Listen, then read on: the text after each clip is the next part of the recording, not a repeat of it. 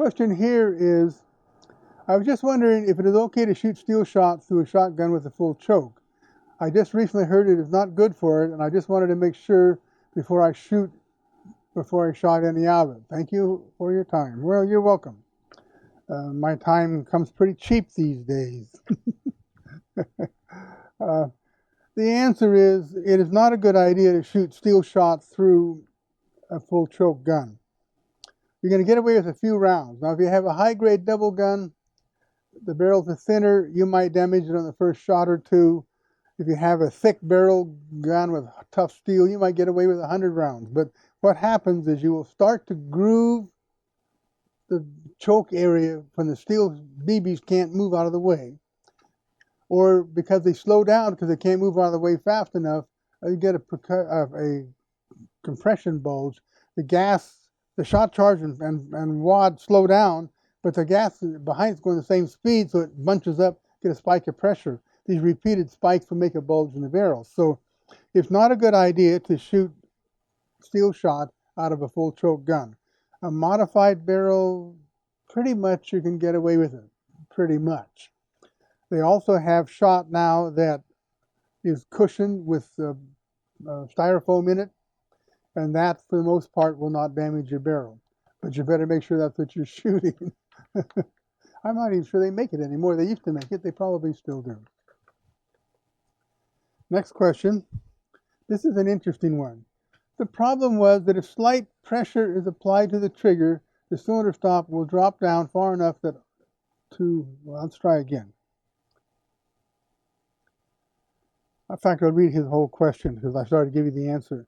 As a Dutch enthusiast of firearms, I have bought several AGI DVDs simply to learn more about my firearms. The way Mr. Robert Dunlap explains the function, I hear a lot about him. I don't know if I've ever met him, but this Mr. Robert Dunlap, I've got to have an eye. I got to meet him someday. It's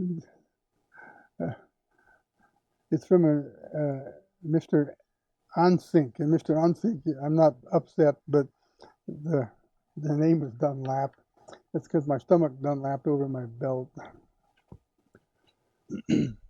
As a Dutch enthusiast of firearms, I've bought several AGI DVDs simply to learn more about my firearms.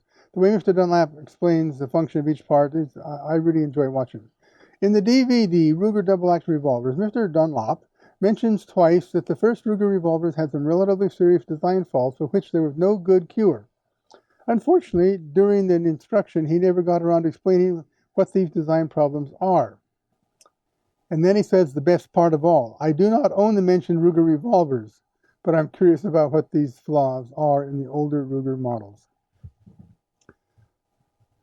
Most guns have some trigger take-up before it starts to move the double-action hammer, or starts to move the hammer in double-action, and some take-up before the cylinder stop starts down.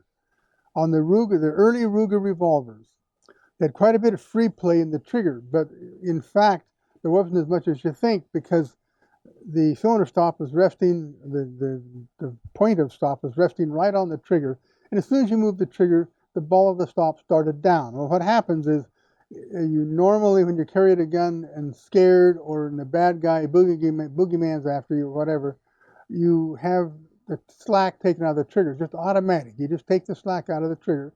In that situation on the early Ruger revolvers, the cylinder stop is low enough now that the cylinder can roll backwards, can roll back. The cure is to retime, and unfortunately pretty much have to retime everything so that the cylinder stop ball does not go low enough to roll back if you bump it with the trigger pulled until all the slack is taken out of it. If you're lucky, all you need to do is move the ball of the stop up a bit more and cut some of the back rake, lessen the back rake, so it's like this, and you make it like that, so that the cylinder, when it rolls back, will catch this edge and can't roll back. When you do that, you may have to retime or refit the cylinder stop, the trigger nose, perhaps even the hammer strut. So it's something you want to be careful about. I'm glad that Ruger took care of that in the later versions of the gun, but the 6s, I think it's Speed 6 and I don't know, something else 6, that's the problem.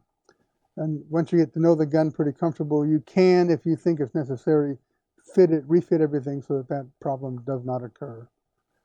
But it's not a 2-minute job. It's more than that. I'll see you later. I think I'm done. I'll see you later.